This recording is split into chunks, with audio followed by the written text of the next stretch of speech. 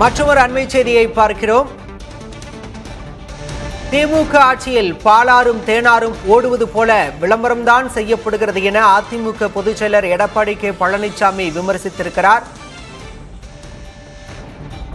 நாங்குநேரி இரட்டை கொலை சம்பவத்தை குறிப்பிட்டு அதிமுக பொதுச் செயலர் எடப்பாடி கே பழனிசாமி திமுக அரசை கண்டித்திருக்கிறார்.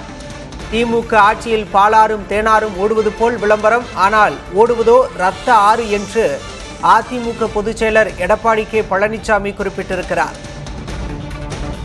அச்சமும் குற்றமும் தான் திமுக அரசின் சாதனையா என்றும் அவர் கேள்வி எழுப்பியிருக்கிறார்.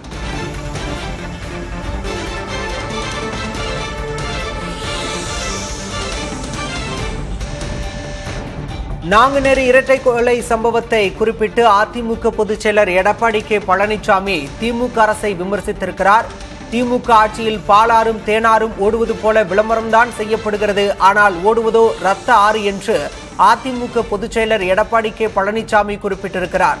அச்சமும் பதற்றமும் தான் திமுக அரசின் சாதனையா என்று எடப்பாடி பழனிசாமி கேள்வி எழுப்பியிருக்கிறார்.